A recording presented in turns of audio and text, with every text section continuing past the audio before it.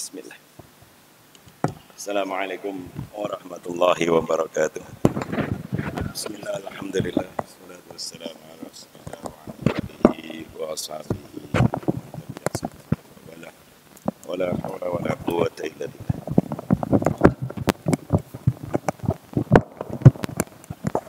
Alhamdulillahirabbil alamin. Bapak Ibu sekalian, kita semua dipertemukan kembali dalam keadaan sehat walafiat. Tidak ada satu kurangan apapun. Mudah-mudahan nikmat sehat kita gunakan untuk menambah taat dalam atau ibadah kepada Allah Subhanahu wa taala dan untuk menuntut ilmu. Rasulullah sallallahu alaihi wasallam bersabda, "Man kana yaumuhu khairan min amsih fa huwa rabih." Siapa yang hari ini lebih baik dari kemarin, dialah yang beruntung. Maka dari hari ke hari harus ada nilai lebih yang kita dapatkan, salah satunya melalui ilmu dan ibadah. Saya diberi pesan oleh Ustaz Tamam Razi bagaimana kalau menyampaikan tafsir tentang ayat-ayat haji dan juga kurban, karena ini yang sedang kontekstual. Baik, Bapak Ibu sekalian, di antara ayat-ayat yang berbicara tentang haji dan umrah adalah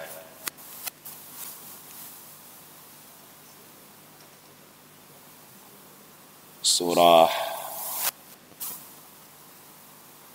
Al-An'am ayat 162.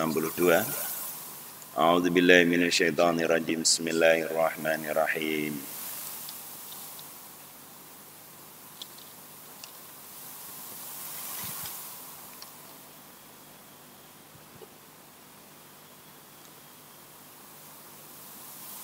Qul inna salati wa nusuki wa mahyaya wa mamati lillahi rabbil alamin la syarika lahu wa bidzalika umirtu wa ana awwalul muslimin.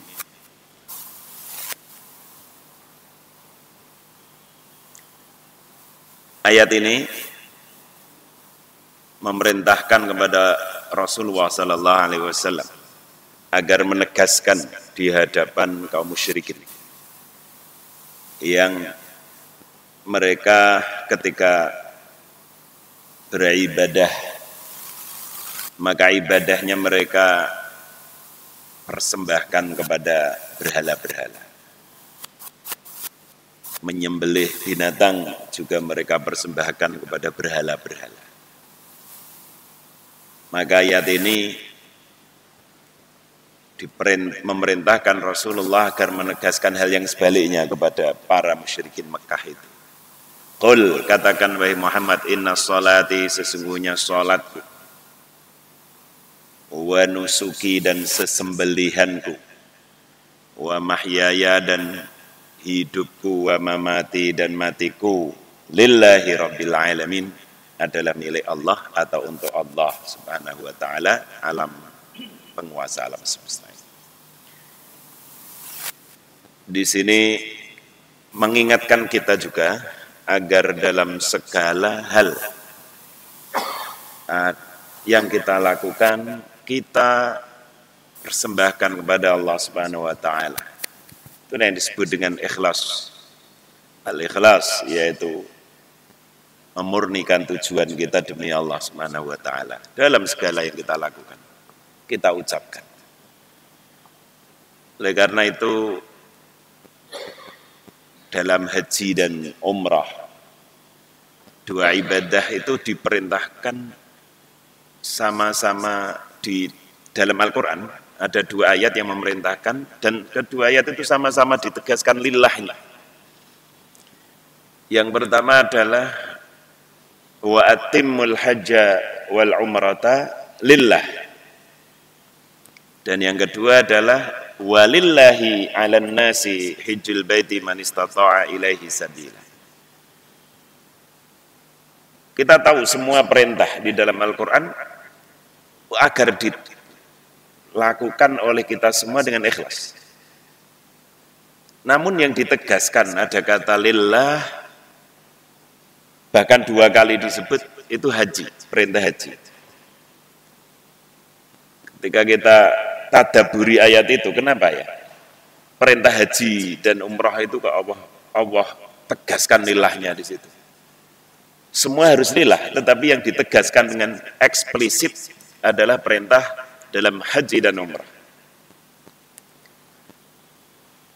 Wa atimul hajja wal umrata lillah, dan tuntaskanlah haji umrahmu karena Allah.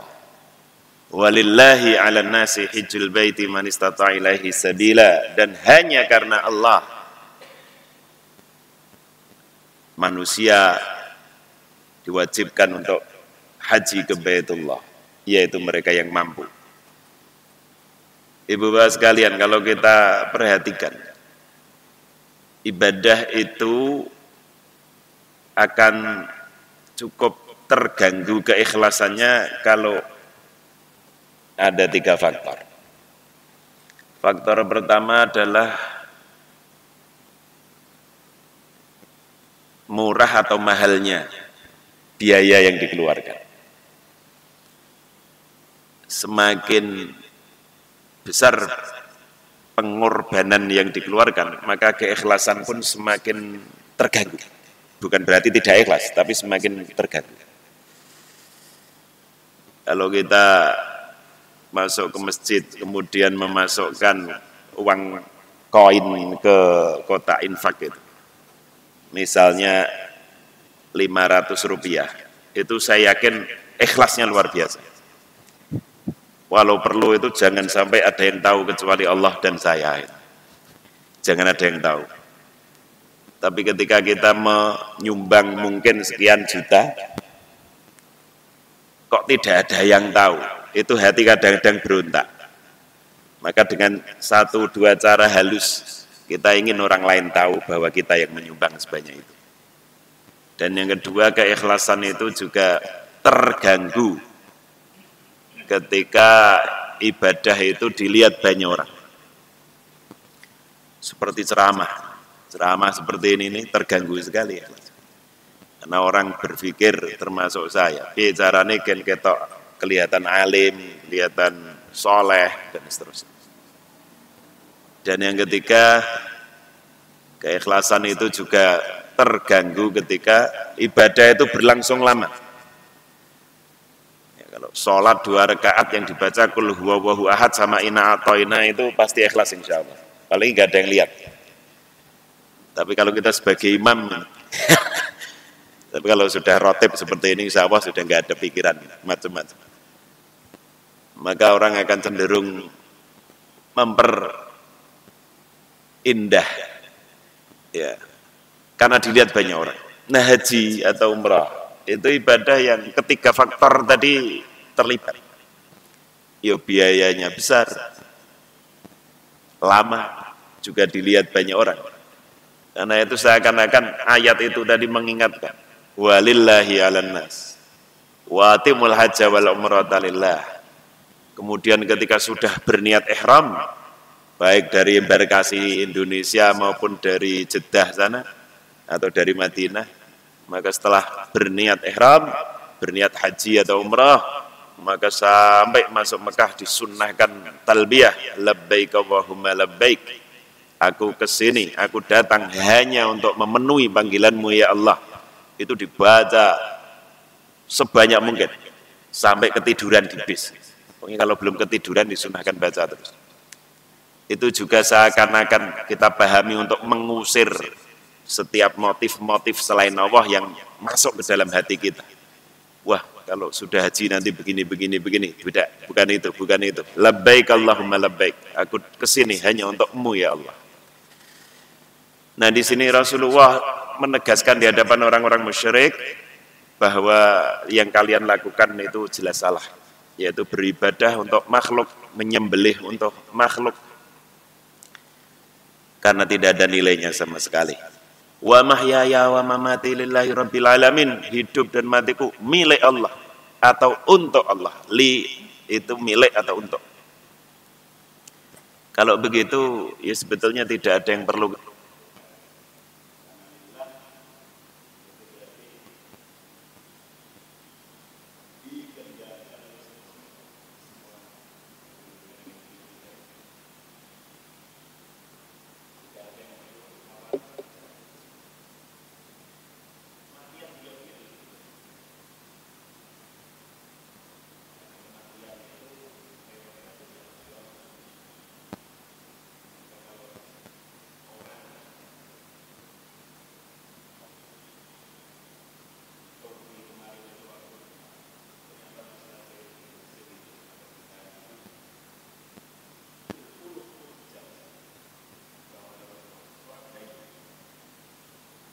Tes.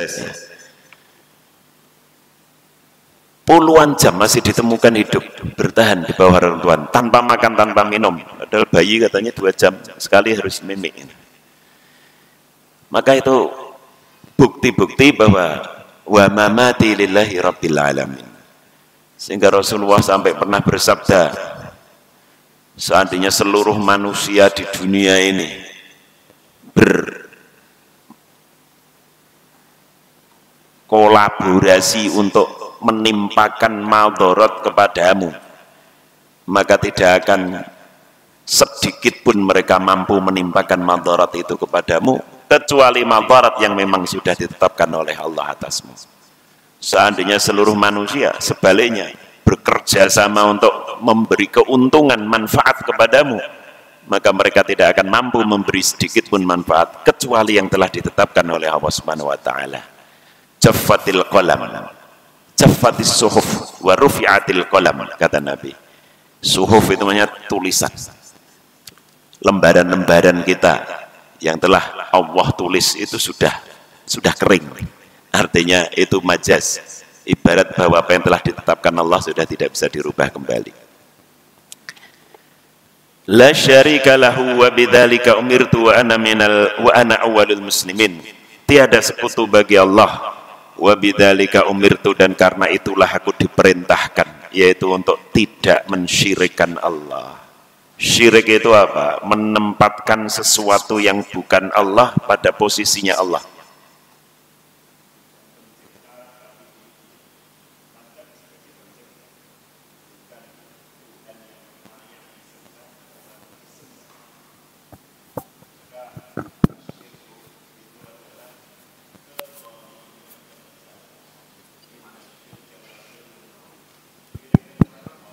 Cik.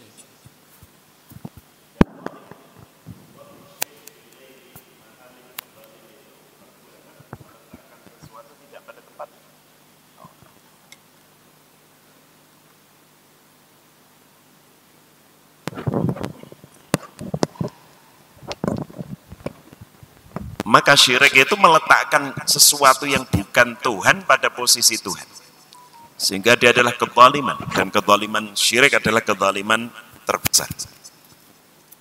Wa bidzalika umirtu wa ana awwalul muslimin, dan aku, dan Rasulullah diperintahkan untuk mengatakan aku awwalul muslimin, muslim pertama. Maksudnya dalam umat ini. Karena nabi-nabi sebelumnya sudah muslim, tetapi di umatnya masing-masing. Jadi semua nabi itu agamanya Islam dan diperintahkan untuk membawa Islam. Semua nabi. Dan Islam ini ya satu, pasrah kepada Allah, submission. Tetapi yang kedua memang benar-benar nama agama. Maka sebagian mengatakan Islam itu yang penting submission, yang penting pasrah. Saya beberapa orang dari Asia Tengah, karena mereka dulu di bawah Soviet, itu Islam rata-rata, mayoritas beragama Islam, tapi enggak sholat, enggak puasa, minum khamr biasa.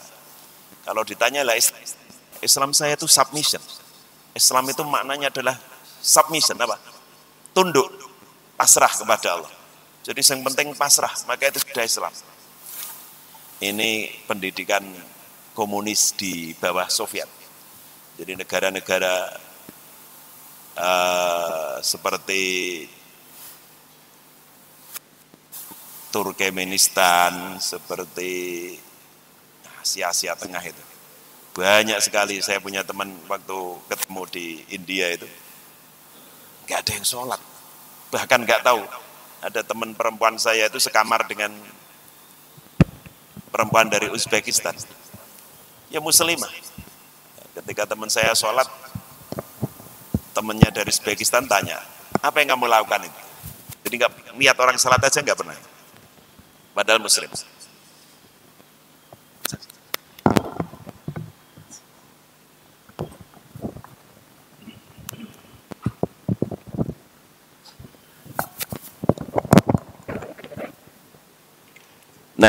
jadi Islam itu pasrah kepada Allah maknanya, tetapi pada saat yang sama dia adalah juga nama agama.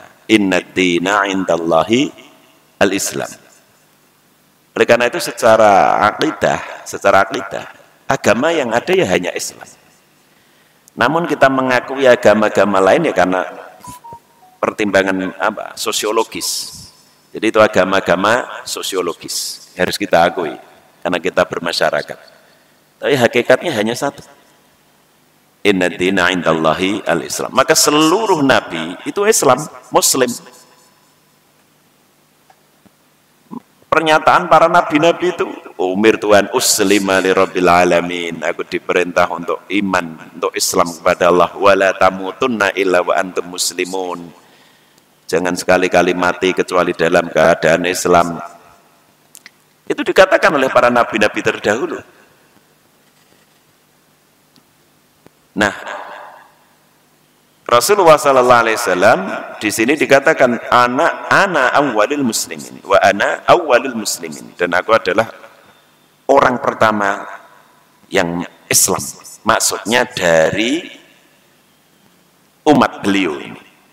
Nah, karena para nabi-nabi terdahulu sudah Islam. Nah, ayat haji juga didahului oleh wa'adzin finnasi bil haji ya'tuka rijalan wa ala kulli dhamiri ya'tina min kulli fajjin amiq. Kita mengikuti millah Ibrahim, mengikuti agama Ibrahim alaihissalam. Maka syariat Rasulullah melanjutkan syariatnya Nabi Ibrahim. Di samping banyak syariat yang tambahan dari Rasulullah untuk menyempurnakan.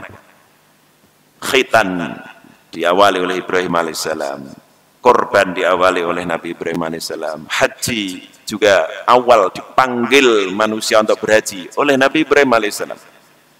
Wa'adzin, Allah perintahkan kepada Nabi Ibrahim alaihissalam, wa'adzin, dan umumkan finnas, kepada manusia, bil haji, untuk berhaji ke Baitullah. Ya'tuka rijala, maka mereka akan mendatangimu dengan berjalan kaki. Ya'tuka rijalan wa ala kulli dhamir, wa di sini berarti atau mereka akan menunggangi onta yang kurus, min kulli fajjin amiq, dari jalan yang jauh-jauh. Jadi Nabi Ibrahim alaihissalam diperintahkan oleh Allah agar mengundang manusia berhaji ke Baitullah. Maka dalam riwayat Nabi Ibrahim alaihissalam itu naik ke gunung di Mekah sana, lalu menyerukan manusia agar datang ke Baitullah dengan menutupi telinga dengan jari beliau. Maka sampai hari ini orang yang adzan itu mengikuti sunnahnya Nabi Ibrahim, mengumandangkan adzan dengan menutupi telinganya. Dan Nabi Ibrahim itu juga seorang yang rohal. Kata Ibnu Ashur, Thahir Ibnu Ashur, salah seorang mufassir modern, beliau orang yang sering berkelana, lebih-lebih setelah putranya dan istri pertamanya di Mekah, yaitu Hajar dan Ismail alaihissalam, sedangkan beliau di Palestina. Maka beliau sering wirawiri Palestina Mekah.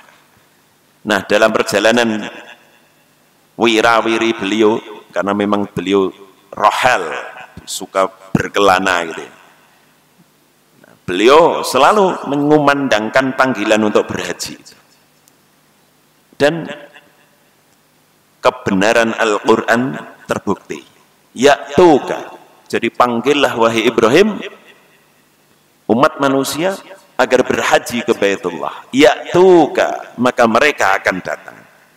Dan hari ini lebih dari 2 juta orang setiap tahunnya mendatangi panggilan Allah Subhanahu wa taala yang dikumandangkan oleh Ibrahim alaihissalam tadi. Thahir Ibnu Ashur rahimahullah mengatakan di dalam ayat yang berbunyi ya'tuka, maka mereka manusia akan datang kepadamu wahai Ibrahim. Ini menunjukkan bahwa setiap musim haji Nabi Ibrahim rawuh. Nabi Ibrahim datang. Meskipun kita tidak tahu siapa yang dapat berjumpa dengan beliau ketika musim haji itu. Atau jangan-jangan banyak yang melihat tapi tidak tahu bahwa beliau adalah Nabi Ibrahim alaihissalam, wallahu alam. Tapi firman Allah mengatakan, ya'tuka, mereka akan mendatangimu, akan datang kepadamu wahai Ibrahim. Itu tentang haji. Kemudian kita lanjutkan ayat Al-Hajj.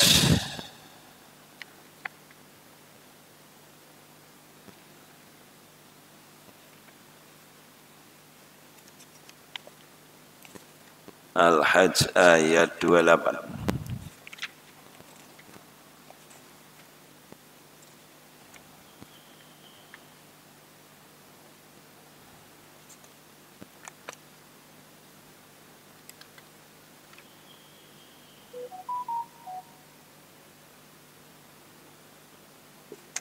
ليشهدوا منافع لهم ويذكروا اسم الله في أيام معلومات على ما رزقهم من بهيمة الأنعام فكلوا منها وأطعموا البائس الفقير.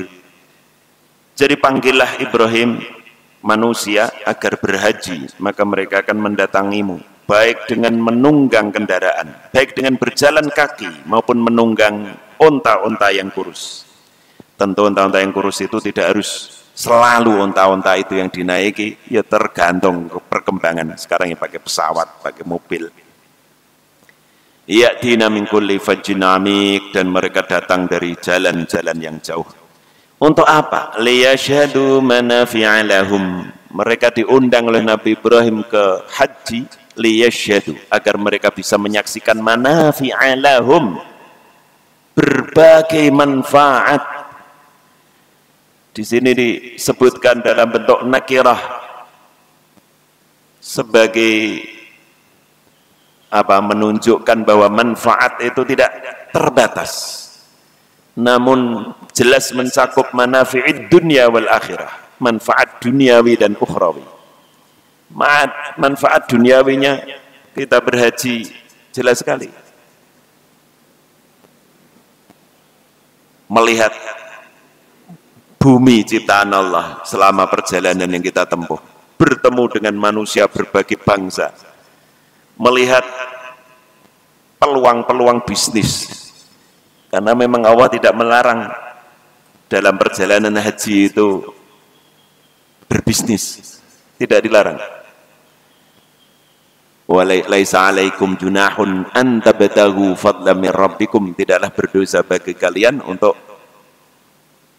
mencarikan anugerah karunia, dalam hal ini maksudnya rizki dari perdagangan selama perjalanan menjalankan haji itu. Ya, maka bangsa Cina bangsa cerdas itu. Jadi haji ya pulang juga membawa keuntungan karena bawa dagangan. Nah, Indonesia yang belum. Manfaat akhiratnya apa? Manfaat akhiratnya, manfaat ukhrawi, bahwa di dalam haji iman kita kepada Allah semakin kuat. Karena selama belum haji kita hanya beriman dengan menguatkan cara pandang kita bahwa Allah itu esa, Allah itu satu, dengan memikirkan alam semesta, keteraturan alam semesta, keagungan ciptaannya dan seterusnya. Maka kita kemudian mengimani esanya Allah Subhanahu wa taala. Tapi ketika haji kita berhadapan melihat langsung syair, syiar-syiar Allah. Jadi syiar itu benda-benda, waktu-waktu, tempat-tempat yang dijadikan oleh Allah sebagai peribadatan atau sarana peribadatan kepada Allah. Dan yang paling besar tentu saja adalah Ka'bah. Karena Ka'bah adalah kiblat sholat kita, sholat umat Islam seluruh dunia. Maka ketika Ka'bah itu terlihat oleh mata kita, manfaat bagi siapapun yang mau memperoleh manfaat luar biasa besarnya. hatinya akan mengagungkan Allah Subhanahu wa taala, matanya akan meneteskan air mata, meskipun lama-lama ya rodok biasa gitu ya. Karena itu dulu Sayyidina Umar, orang-orang haji dari Yaman, dari Irak itu, Irak kalau terlalu lama disuruh pulang. Ketika Sayyidina Umar jadi khalifah, para hujjaj Yaman, Irak, ya ahla Yaman, Yamanakum, ya ahlal Irak, Iraqakum, wahai ahli Yaman, ayo pulang ke Yaman sana, wahai Irak, ayo pulang ke Irak sana. Khawatirnya Sayyidina Umar apa? Khawatirnya Ka'bah menjadi biasa di mata mereka kan tiap hari melihat. Jadi ada barokahnya kita ke Makkah itu jarang-jarang, atau seumur hidup sekali dalam haji itu, karena kita mendapati pengalaman pertama dan terakhir melihat Ka'bah secara langsung, itu akan memberikan kenangan yang tidak sekedar kenangan, tetapi menguatkan iman kita kepada Allah luar biasa yang tidak bisa didapatkan di tempat lain. Wa yadhkuru ismallah fi ayyamin ma'lumatin 'ala ma razaqahum min bahimatil an'am, dan agar mereka berzikir menyebut asma Allah pada hari-hari yang diketahui atas rezeki Allah kepada mereka berupa binatang-binatang ternak. Inilah perintah kurban maksudnya. Berzikir ala ma razaqahum min bahimatil an'am. Di situ terjadi al-an'am, maka binatang yang boleh dikorbankan ya an'am. Unta, kerbau, sapi, kambing ataupun domba. Ayam ya tidak, meskipun ada sahabat korban ayam ya, karena saking nggak punyanya. Ibnu Abbas itu pernah nyembelih ayam ketika musim kurban, tapi itu tidak dianggap sebagai udhiyah. Fakulu minha wa at'imul ba'isal fakir. Fakulu, maka makanlah kalian minha dari bahimatul an'am yang kalian sembelih, kalian korbankan itu. Jadi ada perintah untuk makan. Maka bagi yang berkorban disunnahkan untuk ikut makan, meskipun sepuluk, atau bahasa Indonesia apa? Sesuap. Tetapi boleh sulus, dibagi tiga, sepertiga disedekahkan fakir miskin, sepertiganya lagi disimpan untuk nyugui tamu, boleh. Yang nggak boleh itu kalau korban dimakan sendiri, ya apa gunanya nih? Nah, kecuali para fuqaha, para ahli fikih menerangkan kecuali kurban nadar, kurban wajib. Dua, kecuali kurban wasiat. Oke. Jadi kalau ada orang tua pernah wasiat, nanti kalau saya mati, saya ingin kalian anak-anak berkorban untuk nama saya. Lalu dilakukan, maka tidak boleh anak itu ikut makan dari korban wasiat ayahnya. Berdasarkan hadis la wasiyata liwaris, tidak boleh ada wasiat kok dinikmati ahli waris. Yang kedua adalah korban nazar, korban wajib karena nazar.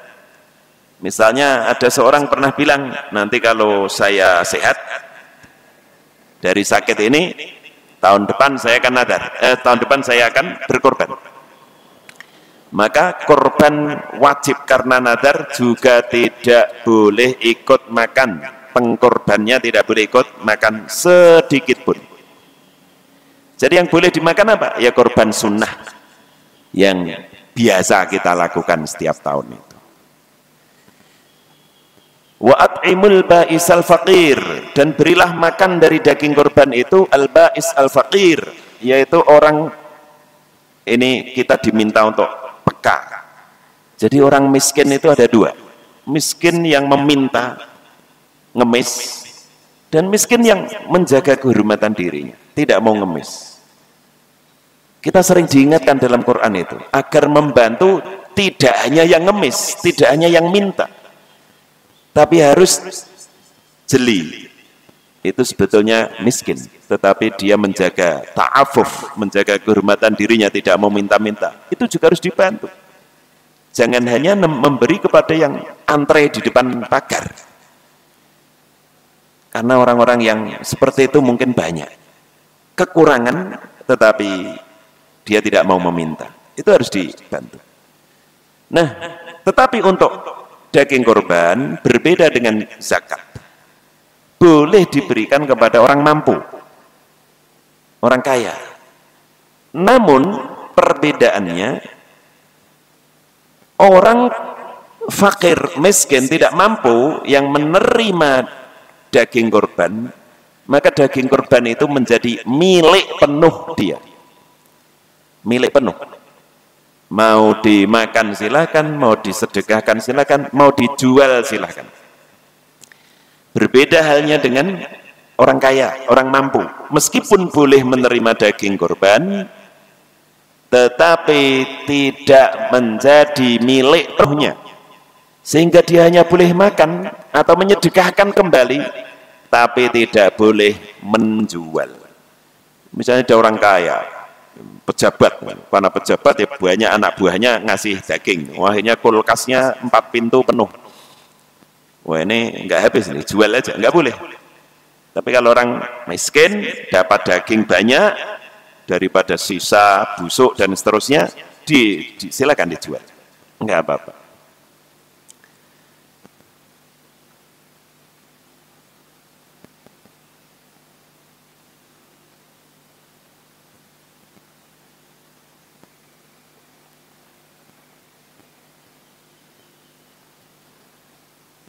Kemudian beberapa hadis yang berkaitan dengan korban.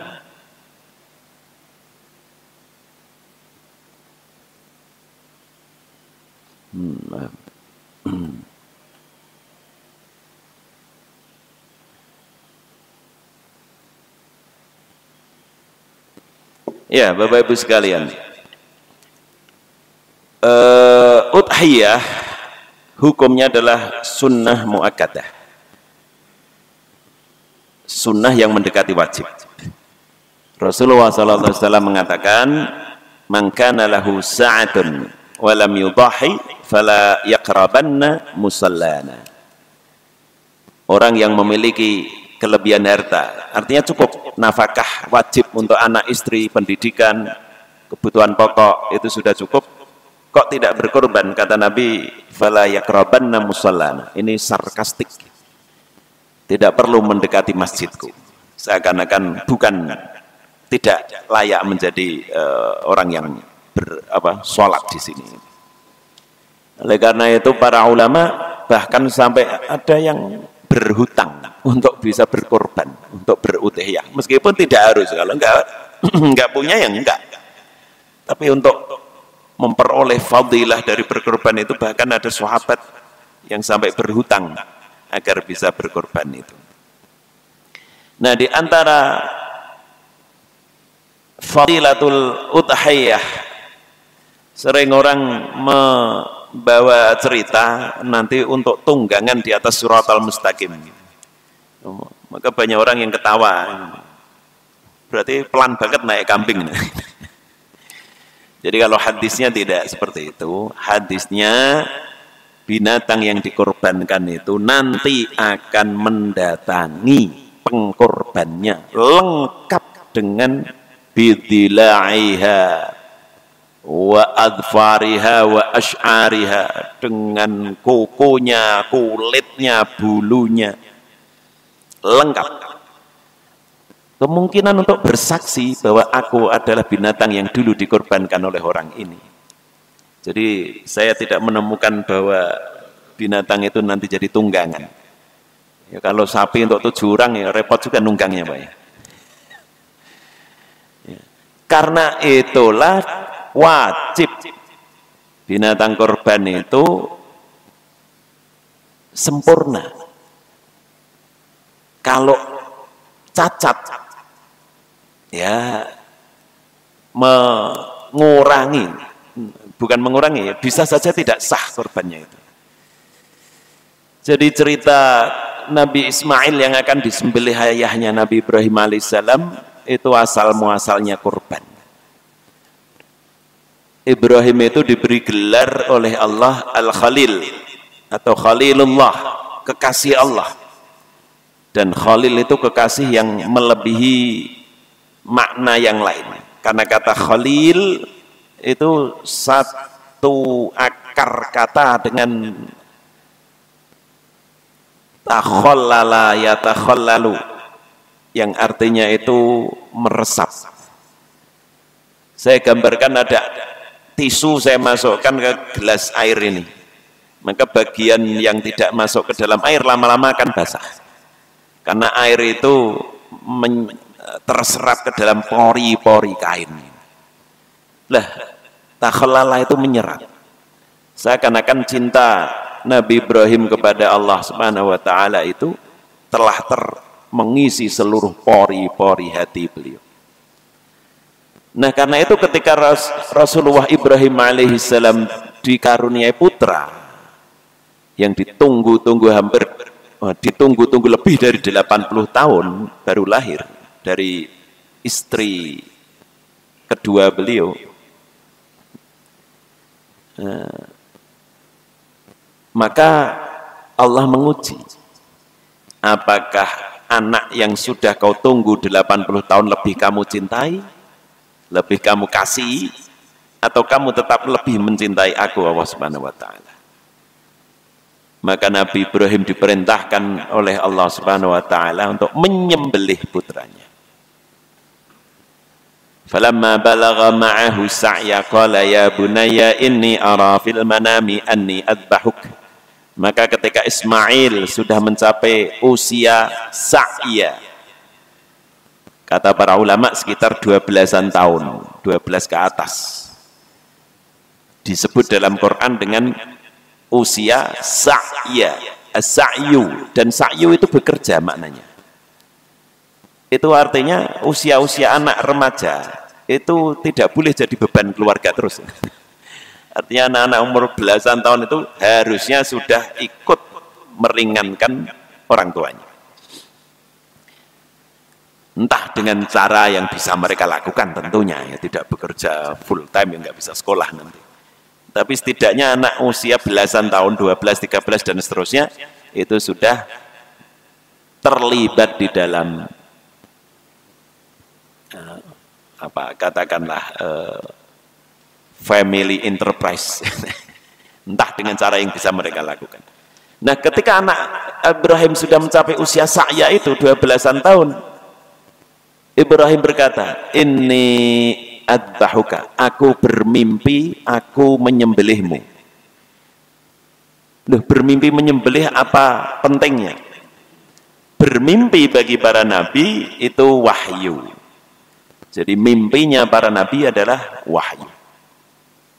Fangdur madza tara, karena Ibrahim orang yang sangat menyayangi putranya. Meskipun jelas Ibrahim akan menjalankan perintah itu, tetapi karena anak kesayangannya, beliau meminta pertimbangan. Fangdur madza tara, wahai putraku, apa pendapatmu? Jawaban Ismail alaihissalam, qala ya abati fa'al ma tu'mar. Wahai ayah, if'al, lakukan apa yang diperintahkan Allah kepadamu. Satajiduni insyaallah minas sabirin. Sungguh engkau akan menemuiku sebagai orang-orang yang sabar. Maka berjalanlah Nabi Ibrahim dan Ismail menuju Mina. Syaitan tahu ini kalau saya tidak menghentikan Ibrahim nyembelih Ismail, maka selamanya saya akan gagal menghentikan manusia berkorban. Maka iblis mendatangi Hajar. Wahai Hajar, kamu tahu Ibrahim dan Ismail pergi kemana? Ya pergi karena ada kebutuhan. Tidak, Ibrahim membawa anakmu untuk disembelih. Kenapa? Katanya dia diperintah Tuhannya begitu. Silahkan kamu kejar. Kata Hajar, kalau itu perintah Tuhan ya memang harus dilakukan. Gagal membujuk Hajar, larilah iblis menuju Ismail. Ismail, kamu mau dia bawa kemana oleh ayahmu? saya ada kebutuhan dengan ayah, keperluan dengan ayah. Tidak, kamu akan disembelih oleh ayahmu. Kenapa? Kata Ibrahim, ini perintah Tuhannya. Kalau ini perintah Tuhannya, biarkan ayahku melakukan. Terakhir Ibrahim, wahai Ibrahim, untuk apa kau bawa anakmu? Untuk saya sembelih. Ini perintah Tuhan. Maka iblis gagal membujuk Ibrahim menghentikan rencana menjalankan perintah Allah menyembelih putranya. Dan karena gagalnya iblis membujuk Ibrahim menghentikan menjalankan perintah Allah, maka alhamdulillah barokahnya umat Islam seluruh dunia sampai kapanpun insya Allah akan tetap melakukan udhiyah atau berkorban. Nabi Ismail akhirnya dibaringkan dengan cara telungkup, watallahu falamma aslama watallahu lil jabin. Ketika Ibrahim dan Ismail sudah pasrah menjalankan perintah Allah, watallahu lil jabin, dan Ibrahim menelungkupkan Ismail. Jadi tidak terlentang tapi dibuat telungkup, karena Nabi Ibrahim ingin menyembelih putranya tanpa memandang wajahnya. Ketika hampir disembelih, Nabi Ismail alaihissalam dalam riwayat mengatakan, wahai ayahku, ini baju putihku satu-satunya, mohon dilepas supaya tidak terkena darah, karena aku ingin nanti saya mati dan dikafani dengan baju yang suci. Kita lihat dialog dua orang yang menempatkan Allah subhanahu wa ta'ala dan seluruh perintahnya di atas hawa nafsunya, di atas keinginannya, di atas bahkan emosinya. Maka Ibrahim pun menuruti Ismail alaihissalam. Dan ketika peso Ibrahim itu sudah hampir dilekatkan di leher Ismail, dari belakang ada panggilan, wa nadainahu ayya Ibrahim qad saddaqtar ru'ya. Wahai Ibrahim, sungguh engkau telah membenarkan, engkau telah menjalankan perintah melalui mimpimu itu. Wa fadainahu bidhibhin 'azim, dan kami tebus Ismail dengan domba gibas yang besar, domba gibas yang telah hidup 40 tahun di surga dalam riwayat, putih, bertanduk, dan kemudian itulah yang menunjukkan bahwa korban itu harus yang terbaik, yang kita mampu, bukan yang murah, bukan yang kurus, bahkan kalau terlalu kurus tidak sah korbannya. Nah,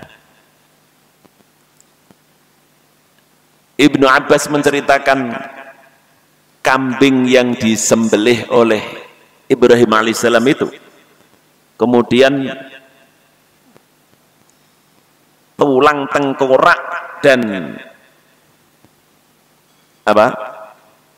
tanduknya yang masih utuh itu sampai pada zaman Nabi Muhammad ada dicantolkan di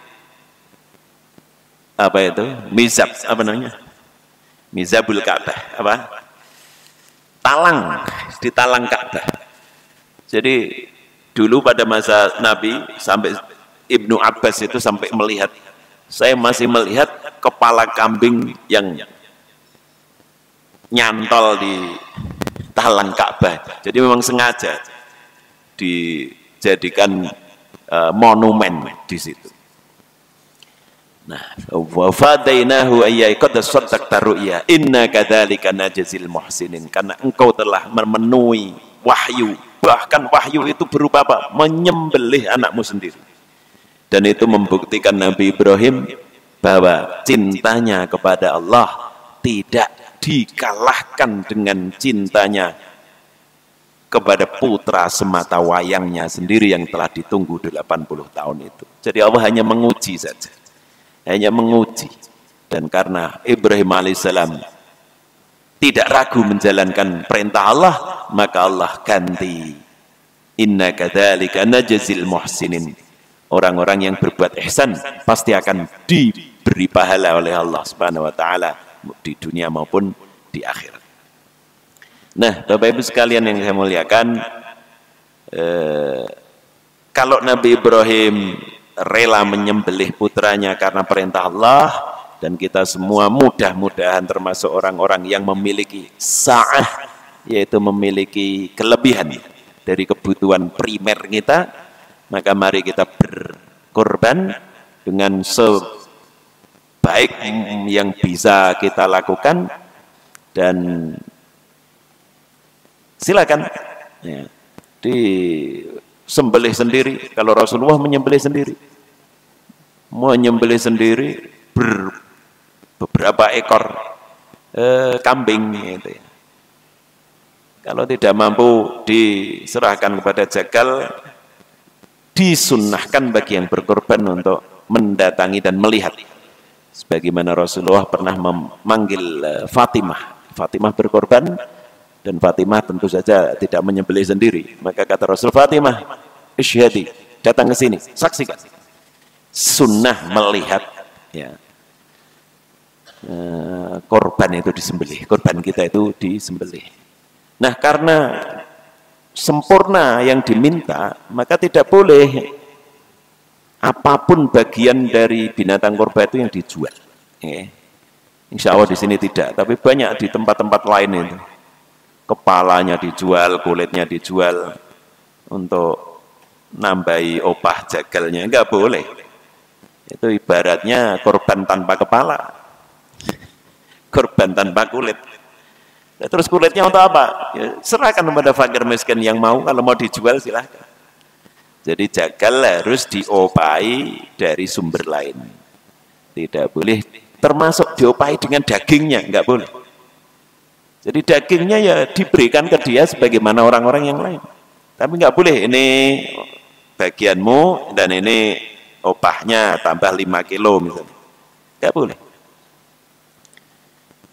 Yuk, kalau kita cari kaul yang membolehkan ya ada saja. Tetapi kan kita tidak ingin korban kita itu menyalahi jumhur ulama sehingga ternyata tidak mendapatkan fadilah dari korban. Bapak Ibu sekalian, jadi ada 4 binatang korban yang oleh Rasul jelas-jelas dikatakan la tujzi, tidak bisa, tidak sah.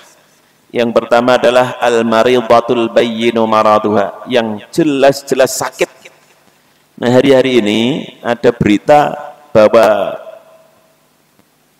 mulai tersebar penyakit yang virus, berasal dari virus yang menyerang binatang memamah biak. Namanya itu apa kemarin tuh? Ada 2 macam penyakit yang hari ini. Tahun lalu kita menghadapi penyakit mulut dan kuku yang menyerang binatang, yang membuat banyak hati sapi itu kelihatannya bagus begitu diiris, isinya nyuwun sewu cacing. Hari ini ada penyakit lagi. Benjol pada kulit ya, lampi, skin disease namanya.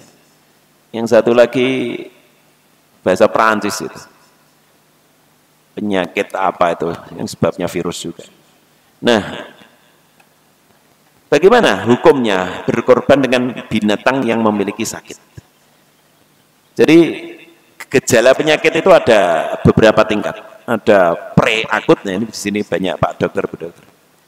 Ada pre-akut, ada akut, ada subakut. Ya, kalau masih subakut, gejalanya ringan, belum merusak dagingnya, belum merusak kulitnya, boleh. Tetapi karena Rasulullah mengatakan al-maridatul bayyinu maraduha, yang tidak boleh adalah yang sakit dan sangat jelas sakitnya, maka yang akut, apalagi pre-akut, itu yang sampai benjolannya 50% lebih, bahkan sudah ada koreng-korengnya misalnya, maka ini dilarang, sudah tidak sah dipakai untuk kurban. Wal arja al bayyinatu arajuha, juga yang pincang, yang sangat kelihatan pincangnya, patah tulang misalnya. Lalu kemarin Ada itu dari tukang jual sapi masih sehat, begitu sampai diantar ke rumah kakinya patah tulang, ya nggak bisa. Karena kalau sudah sangat jelas pincangnya, dan para ulama memberi kriteria jelas pincangnya itu ketika seandainya berjalan dengan kawanan sapi yang lain maka dia akan tertinggal jauh. Kalau sudah begitu berarti tidak boleh. Ya. Kemudian yang sangat kurus, allati latunqi, yang sampai tidak memiliki sumsum. Jadi ternyata kalau sangat kurus itu di tulangnya nggak ada sumsumnya, itu juga nggak sah untuk dipakai berkorban. Al-aura al-bayyinu auruha, yang buta mata sebelah, yang mata satunya buta. Loh, yang mata satunya buta saja nggak boleh, apalagi kalau dua-duanya tambah nggak boleh, maksudnya begitu. Bukan kalau buta dua-duanya malah boleh, enggak. Ya. Jadi Rasulullah menyebut ada 4 kriteria. Kalau jantan betina boleh korban sama dengan akikah, jantan dan betina boleh. Hanya saja kita mengikuti undang-undang. Dalam undang-undang ke berapa tahun berapa saya lupa, itu ternyata ada aturan tidak boleh nyembelih binatang ternak betina yang masih muda dan produktif. Jadi, dan itu diancam pidana, bukan hanya apa itu tipiring, tindak pidana ringan, karena ada pidana 6 bulan atau berapa itu. Nah, karena itu kita mengikuti ati Allah wa ati Rasul wa ulil amri minkum. Taatlah kepada Allah, taat kepada Rasul dan pemerintah. Selama kebijakan pemerintah itu baik, ya harus ditaati. Nah, saya kira itu baik, supaya tidak terjadi kelangkaan karena banyaknya betina yang disembelih. Nah, ini kan jutaan korban, jutaan binatang yang akan disembelihin. Kalau jutaan itu betina, ya bahaya sekali. Maka diharapkan yang jantan-jantan saja. Kemudian Bapak Ibu sekalian, kita juga perlu merespon, bahkan ada tokoh agama kita sendiri yang terlalu terbawa oleh cara berpikir barat. Yaitu apa? Bahwa Idul Kurban itu adalah saat di mana kebengisan ditunjukkan umat Islam kepada binatang. Umat Islam adalah umat yang membantai binatang yang paling banyak di dunia ini. Ya, gitu. Jadi mereka menganjurkan agar orang itu vegetarian saja. Binatang kok dibunuh, dibantai, itu gimana? Nah, padahal yang vegetarian itu justru apa? Justru ngerebut makanannya binatang. Haknya binatang direbut oleh mereka. Yang kedua, ini prinsip dalam agama Islam, bahwa makhluk yang lebih rendah derajatnya itu untuk kepentingan makhluk yang lebih tinggi derajatnya. Hewan dan manusia, lebih tinggi siapa, Pak? Manusia. Maka hewan untuk manusia. Tumbuhan dan hewan lebih tinggi mana? Hewan. Maka tumbuhan untuk makanan hewan. Nah, itu sunnatullah. Dan ketika itu dipraktekkan dengan wajar, normal, nggak akan terjadi kepunahan binatang, itu nggak ada. Buktinya itu ayam dari dulu disembelih nggak habis-habis. Kucing itu nggak ada yang makan, juga nggak ada banjir kucing. Jadi itu sudah diatur oleh Allah Subhanahu wa Ta'ala. Itu ada profesor doktor di Jakarta ini ngeritik Idul Adha itu, umat Islam membantai banyak binatang, dan dia bersyukur karena di Amerika itu katanya sudah ada daging sintesis, daging tiruan, itu aja dibagikan. Ya nah terus kalau nggak disembelih, nggak dimakan manusia, miliaran sapi, kerbau, kambing, domba itu untuk apa? Ya malah dibiarkan mati sendiri nanti. Jadi itu melawan sunnatullah. Oleh karena itu ditegaskan oleh Rasulullah SAW bahwa pada Yaumun Nahr, hari 10 Dzulhijjah, tidak ada amal yang lebih disukai Allah ketimbang ihraqud dam, ketimbang mengalirkan darah. Wah, mengerikan. Maksudnya itu berkorban nyembelih binatang. Itulah perbuatan yang paling disukai Allah Subhanahu wa taala pada tanggal 10 Dzulhijjah. Tapi para ulama memberikan kelonggaran, tidak hanya 10 Dzulhijjah, sampai kepada tanggal 13 Dzulhijjah sebelum terbenam matahari, itulah waktu kita berkorban. Bapak Ibu sekalian, mudah-mudahan ada manfaatnya. Kita akhiri dengan subhanakallahumma bihamdika asyhadu an la ilaha illa anta astaghfiruka wa atubu ilaik wal afu minkum wallahul muwaffiq. Assalamualaikum warahmatullahi wabarakatuh.